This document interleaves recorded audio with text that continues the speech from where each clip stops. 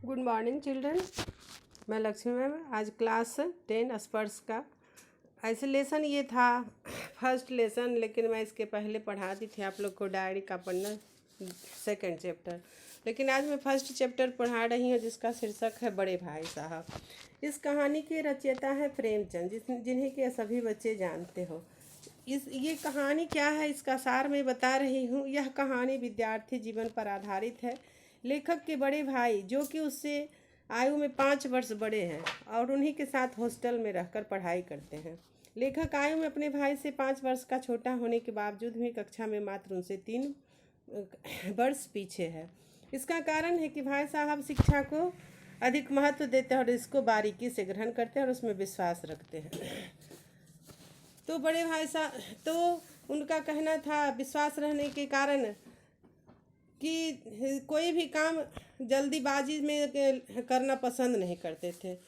इस भवन की बुनियाद खूब मजबूत डालना चाहते थे, यानी पढ़ाई को मजबूत बनाना चाहते थे जिस पर आलीशान महल बन सके। 1 साल का काम 2 साल करते थे। ये जो बार बार फेल हो रहे थे, इनका कहना था कि मैं अपने पढ़ाई को मजबूत बनाना चाहता हूँ, इसलिए 1 साल का कोर्स 2 साल में पूरा करता हूँ। जबकि उनकी कमी अन्य लोग उनकी कमी समझते थे कि हर बार वो फेल हो रहे थे। कभी कभी 3 साल भी लग जाता था उनको एक वर्ग में। बुनियाद ही पुख्ता ना हो तो मकान कैसे पायदार बने। यानी लेखक का सोच था बड़े भाई साहब का कि अगर नींव मजबूत नहीं होगा तो मकान मजबूत नहीं बन पाएगा। लेखक कहता है कि मैं छोटा था वह बड़े थे, यानी ये कहानी जो लिख रहा है छोटा वाला भाई लिख रहा है। मैं छोटा था वह बड़े थे, भाई साहब बड़े थे। मेरी उम्र 9 साल थी और बड़े भाई साहब की उम्र 14 साल थी। उन्हें मेरी तंबीह और निगरानी का पूरा और जन्मसिद्ध अधिकार था, यानी हमारे देख रेख करने का पूरा उनका अधिकार था। और मेरी शालीनता इसी में थी कि उनके हुक्म को कानून समझूं। यानी लेखक कहता है कि वे जो भी हुक्म देते थे उनके हुक्म का पालन करना मेरा कर्तव्य था। वह स्वभाव से बड़े अध्ययनशील थे बड़े भाई साहब। हरदम किताब खोले बैठे रहते थे, शायद दिमाग को आराम देने के लिए कभी कॉपी पर, और खाली समय रहता था तो किताब के हाशिए पर, यानी कॉपी के किताब के किनारे जो थोड़ा सा खाली जगह छूटा रहता है उसी को हाशिया कहा जाता है। उस हाशिए पर चिड़िया, कुत्ता, बिल्ली और आदि जानवरों की तस्वीरें बनाया करते थे। कभी कभी एक ही नाम या एक शब्द को बार बार 10-20 बार लिख डालते थे। कभी एक शेर को बार बार सुंदर अक्षरों में नकल करते थे। यानी कभी भी वो खाली समय को बर्बाद नहीं करते थे, खाली नहीं बैठते थे। कभी ऐसी शब्द रचना करते थे जिसमें कोई अर्थ होता ना कोई सामंजस्य, यानी अस्पष्ट शब्दों को भी वो लेखनी में प्रयोग किया करते थे। मसलन एक बार उनकी कॉपी पर मैंने यह इबारत देखी, स्पेशल अमीना भाइयों भाइयों दरअसल भाई भाई, यानी इस तरह का कुछ शब्द लिखते थे जो कि उटपटांग सा रहता था, जिसका कोई अर्थ नहीं होता था। 1 घंटे तक इसके बाद एक आदमी का चेहरा बना हुआ है, यानी कुछ शब्दों को लिख करके किसी आदमी का चित्र भी बन देते थे। मैंने बहुत चेष्टा की कि इस पहेली का कोई अर्थ निकालूं, यानी छोटे भाई साहब बड़े भाई साहब की लिखावट कॉपियों को देख करके सोचते थे कि ये क्या लिखते हैं, इसका मतलब क्या है, लेकिन वो समझ नहीं पाते थे।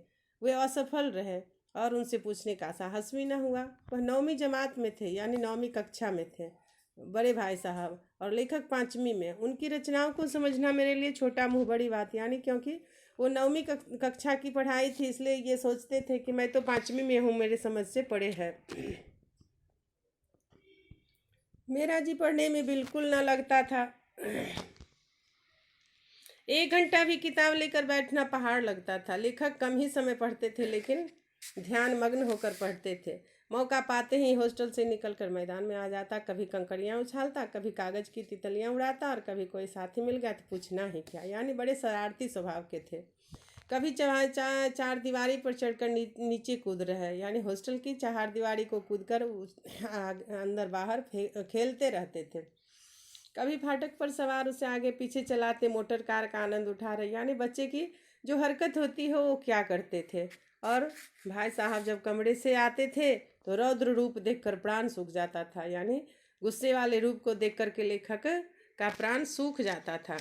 पहला सवाल यह होता, कहाँ थे भाई साहब। बड़े भाई साहब जब भी लेखक से मिलते थे तो पहला यही क्वेश्चन पूछा करते थे, कहाँ थे। हमेशा यही सवाल इसी ध्वनि में हमेशा पूछा जाता था और इसका जवाब मेरे पास केवल मौन था। यानी लेखक को जब पूछा जाता था कि कहाँ थे, तो बड़े भाई साहब से कोई जवाब नहीं देते थे, चुपचाप रह जाते थे सुन करके। न जाने मेरे मुंह से यह बात क्यों न निकलती कि जरा बाहर खेल रहा था। यानी वो अपने भाई साहब से डरते थे, इस कारण वो अपने भाई साहब की बातों का जवाब नहीं दे पाते थे। मेरा मौन कह देता था कि मुझे अपना अपराध स्वीकार है और बड़े भाई साहब के लिए उसके सिवा और कोई इलाज न था। स्नेह और रोष से मिले हुए शब्दों में मेरा सत्कार करे। यानी बड़े भाई साहब के पास भी कोई जवाब नहीं होता था कि इसको, अगर वो जवाब ही नहीं देता था तो उसको कोई सज़ा भी वो नहीं दे पाते थे। इस तरह अंग्रेजी पढ़ोगे तो ज़िंदगी भर पढ़ते रहोगे और ना एक हर्फ आएगा।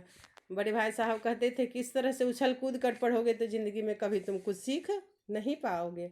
अंग्रेजी पढ़ना हंसी खेल नहीं है, जो चाहे पढ़ ले। नहीं ऐरा गैरा नत्थु खैरा, सभी अंग्रेजी के विद्वान हो जाते। बड़े भाई साहब कहते अगर अंग्रेजी पढ़ना इतना आसान होता तो सब कोई जैसे तैसे पढ़ करके अंग्रेजी के विद्वान हो जाते। यहाँ रात दिन आँख फोड़नी पड़ती है, खून जलाना पड़ता है, तब कहीं यह विद्या आती है, यानी इंग्लिश पढ़ने आती है। हाँ कहने को आ जाती है, बड़े बड़े विद्वान भी शुद्ध अंग्रेजी नहीं लिख सकते। तू तो दूर रहा। और मैं कहता हूँ तुम कितने घोंघा हो कि मुझे देखकर भी सबक नहीं लेते। यानी तुम कितने बुर्बक हो कि मुझे देख करके भी तुम कुछ सीखते नहीं हो। मैं दिन रात किताब लेकर बैठा रहता हूँ, तुम दिन रात खेलते रहते हो। मैं कितनी मेहनत करता हूँ, यहाँ तुम अपनी आँखों से देखते हो मगर नहीं देखते। यह तुम्हारी आँखों की कसूर है, तुम्हारी बुद्धि का कसूर है। अगर तुम मुझे देख करके भी प्रेरित नहीं होते हो तो ये तुम्हारी बुद्धि का कसूर है। इतने मेले तमाशे होते हैं, मुझे तुमने कभी देखा जाते हुए? बड़े भाई साहब उन्हें अपने उदाहरण देते हुए समझाने का कोशिश करते कि मैंने कभी मेला नहीं देखा। रोज़ क्रिकेट मैच होता है, मैं कहीं उसके पास नहीं जाता, मैं हमेशा पढ़ता रहता हूँ। उस पर भी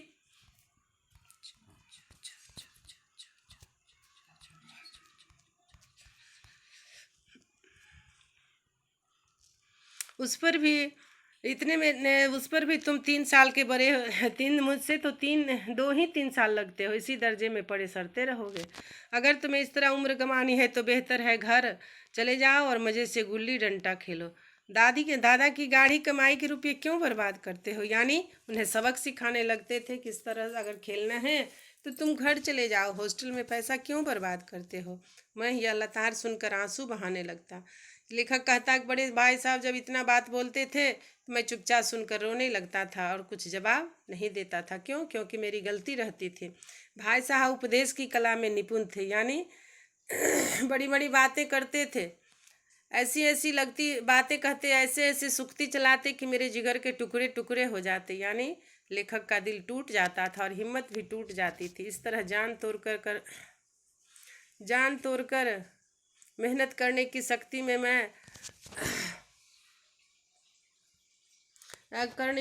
मैं अपने में ना पाता और उस निराशा में जरा देर के लिए मैं सोचने लगता क्यों न घर चला जाऊं। और जब भाई साहब डांटते थे, बड़े भाई साहब, तो कभी कभी मन में आता था कि सही में मुझे घर चला जाना चाहिए। जो मेरे काम मेरे बूते की नहीं है, यानी जो काम मेरे बस की नहीं है, उसमें हाथ डालने से क्या फ़ायदा? मैं अपनी ज़िंदगी क्यों खराब करूं?